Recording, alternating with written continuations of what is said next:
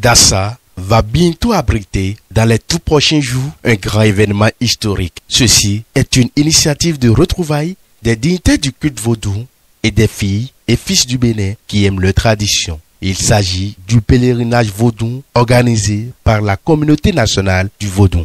Le pèlerinage vaudou à Dassa, c'est une initiative de la communauté nationale du culte vaudou. Vous devez savoir qu'actuellement, nos frères et sœurs musulmans sont à la Mecque. D'accord, d'autres peut-être sont en train de descendre déjà. Ils sont allés au pèlerinage.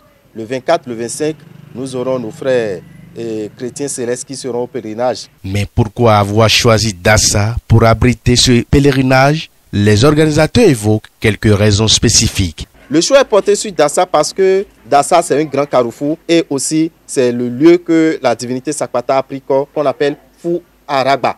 Fou Aragba, ça veut dire « reçois dans ton corps ». Donc, ils n'ont qu'à venir recevoir les bénédictions, les bonnes vibrations dans leur corps. Donc, si cette communauté a décidé d'aménager cet endroit qui est quand même le lieu où la divinité Sakpata a pris corps, nous pensons quand même qu'il faut l'accompagner. Quel est le calendrier approprié à cet événement inédit et quelles sont les démarches à mener afin de prendre part à ce pèlerinage? Quand on parle de vaudou, il y a des Béninois qui sont gênés. Quand vous traversez la frontière béninoise et vous dites que vous êtes béninois, la première des questions qu'on vous demande, c'est le vaudou. Donc nous devons être fiers de ça pour savoir que c'est ce que Dieu nous a donné et nous ne pouvons que lui donner toute la valeur. Nous demandons à tous ceux qui nous suivent de faire le déplacement. C'est pour le 29, le 30 et le 31.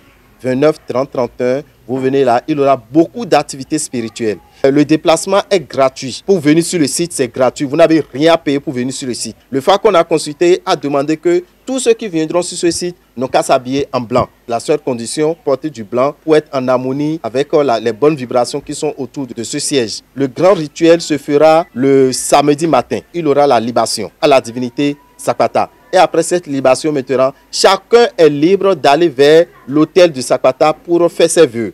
Et en voulant venir, vous venez avec une poule. Si peut-être vous avez la chance et ça se vend sur place là-bas, vous pouvez acheter pour quelqu'un qui ne peut pas se déplacer avec. Donc nous demandons à tous ceux qui désirent avoir un changement dans leur vie, après le 31 juillet, nous leur demandons de faire le déplacement. Ils verront que beaucoup de bonnes choses vont se passer sur ce site. Mais quelle est la surprise réservée à ces pèlerins qui parcourront des kilomètres de trajet avant de prendre part à ce pèlerinage? Quand vous venez, vous qui êtes malade, vous serez guéri.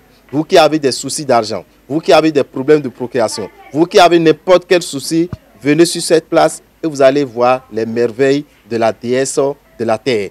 Tous les vaudounos sont concernés, que vous soyez Danon, que vous soyez Mamino, que vous soyez Tronon, que vous soyez de n'importe quelle religion. Nous vous demandons de faire le déplacement pour venir assister à ce grand pèlerinage qui est un retrouvaille. Retrouvailles des dignitaires du culte vaudou, retrouvailles des fils et filles béninois qui aiment leur tradition.